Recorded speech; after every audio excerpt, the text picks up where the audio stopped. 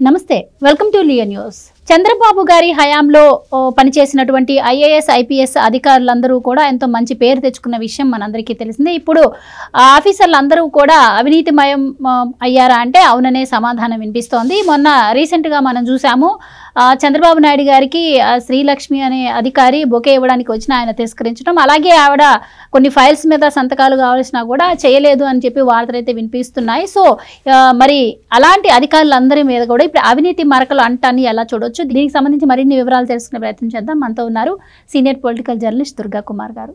నమస్కారం సార్. నమస్కారం మా గోవర్ధన, మన వీక్షకులు కూడా నమస్కారం సార్. ఇప్పుడు చెప్తున్నట్టు చంద్రబాబు గారి హయాంలో చాలా మంది ఆఫీసర్లు కూడా చాలా బాగా పనిచేశారు అని పేరుంది. ఇలా శ్రీలక్ష్మి గారు కావచ్చు, గౌతమ్ సావంగ్ గారు కావచ్చు, ఇలా చెప్పుకుంటూ పోతే చాలా మందే ఉన్నారు. ఇప్పుడు వాళ్ళందరూ కూడా ఏదో ఒక అవినీతిలో ఇరుక్కున్న పరిస్థితి అయితే మనం చూస్తున్నాం. ఈవెన్ జైల్లోకి కూడా వెళ్ళొచ్చారు. ఎందుకని ఇంతటి మార్పు ఎందుకు జరుగుతుందంటారు? అసలు ఎవరున్నారంటారు? దీని వెనక ఏం జరుగుతుందంటారు? చంద్రబాబు గారి దగ్గరే కాదమ్మా, గతంలో ఆంధ్రప్రదేశ్ ప్రభుత్వం ఏర్పాటు అయినప్పటి నుంచి కూడా ఇంతవరకు ఐఏఎస్ ఐపీఎస్ ఆఫీసర్లు అవినీతి కారణంగా జైలుకి వెళ్ళిన సందర్భం ఎప్పుడూ జరగల. కేవలం అది రాజశేఖర్ రెడ్డి గారు ఫస్ట్ టైం ముఖ్యమంత్రిగా అయిన సందర్భంలో ఆయనతో పాటు పనిచేసిన టీం మెంబర్స్ మాత్రం అట్లా వెళ్లాల్సిన పరిస్థితి వచ్చింది.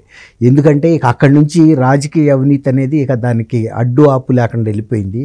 అధికారులు ఏమైనా పర్వాలేదు, మనకి సొంత లాభం జరగాలి అనే ఉద్దేశం మీద చాలా అక్రమమైన నిర్ణయాలు, ప్రజా వ్యతిరేకం, ప్రభుత్వానికి నష్టం కలిగే నిర్ణయాలు కూడా తీసుకుని వాటిని ఆ ఫైల్స్ని ఐఏఎస్ల ద్వారా ప్రాసెస్ చేయించారు, వాళ్ళతో సంతకాలు చేయించారు. ఆ తర్వాత వీళ్ళు ఎప్పుడు కూడా ఫైళ్లలో సంతకాలు చేసినప్పుడు అనధికారులకు పెద్ద బాధ్యత ఉండదు, అధికారులే బాధ్యత వహించాల్సి వస్తుంది. అందువల్ల ఆ ఫైళ్ళు నడిపేటప్పుడు అవి అన్నీ కూడా నియమ నిబంధనల ప్రకారం ఉన్నాయా లేవా, రాజ్యాంగబద్ధంగా ఉన్నాయా లేవా, ప్రభుత్వానికి నష్టం కలిగించే అంశాలు ఇందులో ఉన్నాయా అని చూసుకోవాల్సిన బాధ్యత అధికారులదే. అవతల ఎంత గొప్ప చీఫ్ మినిస్టర్ అన్నా ఉన్నాయి, ఫైల్లో వాళ్ళ మీద రేపు దెబ్బ పడకుండా చూసుకోవడం అనేది బాధ్యత ఉండేది. ఏదైనా సరే గతంలో ముఖ్యమంత్రులు కూడా వాళ్ళ మీద ఒత్తిడి తెచ్చేవాళ్ళు కాదు. వాళ్ళ ఉద్యోగాల మీద భద్రత లేని పరిస్థితి, అరెస్ట్ అయ్యే పరిస్థితి. ఎందుకంటే వాళ్ళ నియమాలకి నిబంధనలకి వ్యతిరేకంగా వెళ్ళేవాళ్ళు కాదు. ఎంతవరకు ప్రభుత్వ నియమాలు అనుమతిస్తే అక్కడికే ఫైల్ వెళ్ళేది. అట్లా కాని పరిస్థితి ఎదుర్కొంది శ్రీలక్ష్మి గారు. ఆమె ఆ బ్యాచ్ టాపర్, ఆమె బ్యాచ్లో. కానీ ఆమెకి ఎంత మంచి నిజాయితీ గల అధికారి అని ఆ గతంలో పేరున్నా ఒక్కసారి ఆ పేరు పోయి చెంచలు కూడా జైలుకి వెళ్ళి ఆమె రకరకాల అవస్థలు పడి వచ్చి మళ్ళీ కేంద్ర సర్వీస్కి వెళ్ళింది. మళ్ళీ ఇప్పుడు ఇక్కడికి వచ్చారు. ఎవరైనా ఒక్కసారి అవినీతి ముద్రపడిన తర్వాత గతంలో అదే అధికారులు తీసుకెళ్తే మంత్రులు కళ్ళు మూసుకుని కూడా సంతకం పెట్టేసేవాళ్ళు. ఎందుకంటే వాళ్ళ మీద ఆ నమ్మకం ఉండేది. ఏదైనా ఫైల్ వాళ్ళు జాగ్రత్తగా నడుపుతారు, మెయింటైన్ చేశారు, ఫైల్ రాసి ఉంటారని ఒక నమ్మకం. పూర్తి ఫైలు అందరూ మినిస్టర్లు కూడా చదవరు చాలామంది. వాళ్ళ మీద ఉంటారు నమ్మకం మీద కూడా, ఏమ్మా ఇది జాగ్రత్తగానే రాశారు కదా, అదే ఇదే అని అడిగి పెట్టేస్తారు. కానీ ఇప్పుడు ఆ పరిస్థితి ఆమె కోల్పోయింది. మొన్న పి నారాయణ గారు, పొంగూరు నారాయణ గారు మళ్ళీ మున్సిపల్ అడ్మినిస్ట్రేటివ్ మినిస్టర్గా బాధ్యతలు స్వీకరిస్తున్న టైంలో ఆమె కూడా ఒక ఫైల్ పట్టుకొచ్చింది. మంత్రులు సామాన్యంగా ఫస్ట్ ఏదో ఫైల్ మీద సంతకం పెడతారు కదా, అది ఆమె మీద పట్టుకొస్తే కూడా అది ఇప్పుడు ఏం ప్రాధాన్యత లేదులేమ్మా, తర్వాత చూద్దాం పక్క పెట్టేశాడు. ఎందుకంటే ఏదైనా వివాదాలకు సంబంధించి పెడితే రేపు మళ్ళీ అనవసరపు గొడవలు అవుతాయి కదా. ఇలా పరిస్థితులు అధికారులు కూడా వాళ్ళ ఇది కోల్పోతున్నారు. వాళ్ళ నిజాయితీని పణంగా పెట్టి ఉద్యోగాలు చేస్తున్నారు. అంటే వాళ్ళేమి ఇందులో లబ్ధి పొందట్లేదా అంటే పొందుతున్నారనే వినపడుతుంది. ఎందుకంటే లబ్ధి పొందకపోతే మళ్ళీ ఆమె శ్రీలక్ష్మి గారు ఆంధ్రప్రదేశ్ ప్రభుత్వం దగ్గరికి రావాల్సిన అవసరం ఆమెకు లేదు. ఎందుకంటే ఢిల్లీ వెళ్ళిపోయింది, అక్కడే రిటైర్ అయిపోవచ్చు ఆ సర్వీసుల్లో. కానీ మళ్ళీ వచ్చారు, మళ్ళీ జగన్మోహన్ రెడ్డి సొంత కొడుకే కదా రాజశేఖర రెడ్డి గారికి. మళ్ళీ వచ్చినప్పుడు ఆమె మీద నీళ్ళు నీడలు కమ్ముకున్నాయి. ఇందులో గతంలో కూడా ఆమె లబ్ధి పొందింది అని అప్పుడు చెప్పారు, ఇప్పుడు ఇంకా కొంచెం కన్ఫర్మ్ అయినాయి. కాబట్టి అధికారులు ఎవరైనా సరే ఒకసారి వాళ్ళ నిజాయితీని కోల్పోయిన తర్వాత గతంలో లాగా ఉండటం అనేది సాధ్యం కాదు. ఇప్పుడు కూడా వాళ్ళ ఉనికి నాళ్ళు కాపాడుకోవాలి. తర్వాత అనధికారులు ఏది చెప్పినా అది చేయాల్సిన అవసరం లేదు. ఎంతవరకు వాళ్ళకి పరిమితి ఉందో అక్కడికే చేయాలి, చేయించాలంటే చెప్పాలి. అలానే ఇప్పుడు జగన్మోహన్ రెడ్డి గారి హయాంలో ఈ ఐఏఎస్ ఆఫీసర్స్, ఐపీఎస్ ఆఫీసర్స్ చేసినంత అవినీతి ఎక్కడా కూడా ఏ రాష్ట్రంలో కూడా జరగలేదు అన్న వార్తలు కూడా ఆ మధ్య మనం విన్నాం. ఈవెన్ ఇసుక అక్రమాల విషయంలో కూడా చాలా మంది కలెక్టర్లు కూడా ఒకటే రకమైన రిపోర్ట్ ఇచ్చిన పరిస్థితి మనం చూసాం. అలాగే గౌతమ్ సావంగ్ గారు కూడా చంద్రబాబు గారి హయాంలో ఆయనకు కూడా మంచి పేరు ఉండేది. ఆ జగన్ గారి హయాంలో ఆయన బోన్లో నిలబడి కూడా సెక్షన్లు చదివిన పరిస్థితి మనం చూసాం. ఇప్పుడు శ్రీలక్ష్మి గారి విషయానికి వస్తే ఈవిడ కూడా మొన్న ఈ మధ్య రిషికొండలో కూడా నిర్మాణం ఏదైతే ఉందో జగన్మోహన్ రెడ్డి గారి నివాసానికి అనుగుణంగానే ఉంది అని చెప్పి కూడా కమిటీ వేసినా కూడా రిపోర్ట్ అలానే ఇచ్చినటువంటి పరిస్థితి. ఇప్పుడు ఇది కూడా ఇవిడ మెడకు చుట్టుకునే అవకాశం ఉంటుందంటారా? ఇప్పటికే మరి కొంతమంది ఆఫీసర్స్ని జిఐడిలో రిపోర్ట్ చేయమని కూడా గవర్నమెంట్ ఆదేశించింది. సో ఏం జరగబోతుందంట? ఖచ్చితంగా అమ్మా. ఇప్పుడు అది ఒక రెసిడెన్స్ కోసం కడితే ఇంజనీర్లు ఆర్కిటెక్ట్స్లో చెప్పగలుగుతారు ఏ పర్పస్ కోసం కట్టారు. ఒక గెస్ట్ హౌస్ కోసం కడితే గెస్ట్ హౌస్ కోసం కట్టినట్టు చెప్పగలుగుతారు.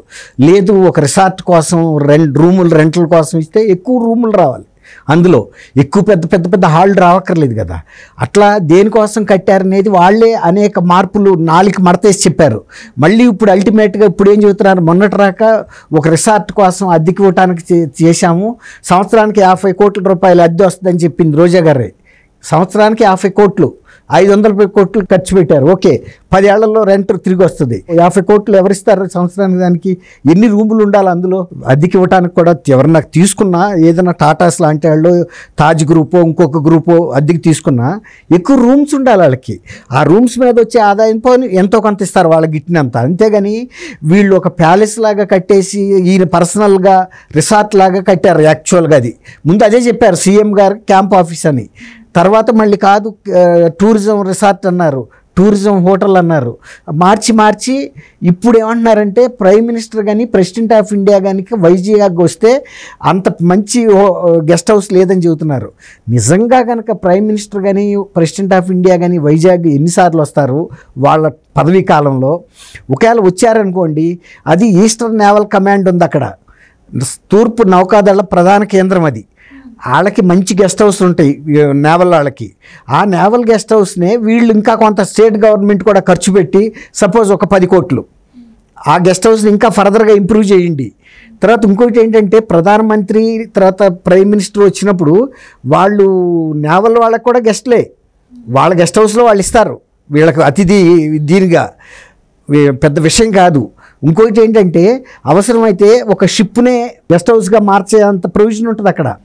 అవసరమైతే ఆ ప్రధానమంత్రిని కానీ ప్రెసిడెంట్ ఆఫ్ ఇండియాని కానీ ప్రైమ్ మినిస్టర్ కానీ షిప్లో కూడా గెస్ట్ హౌస్ లాగా ఉంచవచ్చు. అది పెద్ద ఇష్యూ కాదు. వాళ్ళ కమాండ్లో బోల్డ్ షిప్లు ఉంటాయి అక్కడ, అట్లా ఉంచవచ్చు. లేదు వాళ్ళకి ఆఫ్ షోర్లో ఉన్న గెస్ట్ హౌస్ని ఒక్క 10 కోట్లు కనుక ఇస్తే బ్రహ్మాండంగా డెవలప్ చేసి ఒక సూట్ వాళ్ళకు ఉంచుతారు. ప్రైమ్ మినిస్టర్ కానీ ప్రెసిడెంట్ కానీ ఈవెన్ రాష్ట్ర ముఖ్యమంత్రికి కూడా ఇస్తారు వాళ్ళు ఒక సూటు. ఎందుకంటే 10 కోట్లు ఇచ్చారు కదా వీళ్ళు రాష్ట్ర ప్రభుత్వం తరఫున. రాష్ట్ర ప్రభుత్వం నుంచి కూడా ఏదైనా అతిథులు వచ్చినప్పుడు కూడా ఆ సూట్ ఇస్తారు. అలా ఆ గెస్ట్ హౌస్ మొత్తాన్ని ప్రైమ్ మినిస్టర్ వచ్చినప్పుడు నేవల్ కమాండ్ వాళ్ళు పూర్తి గెస్ట్ హౌసే ఇచ్చేస్తారు. ఎందుకంటే ప్రైమ్ మినిస్టర్ ఒకరు రారు, ప్రెసిడెంట్ ఆఫ్ ఇండియాతో పాటు ఒకళ్ళు రారు, వాళ్ళ పిఎస్లు ఉంటారు, పిఏలు ఉంటారు, పర్సనల్ స్టాఫ్ రకరకాల వాళ్ళు ఉంటారు. కాబట్టి ఆ గెస్ట్ హౌస్ మొత్తాన్ని వాళ్ళకి ఆ స్వాధీనం చేస్తారు.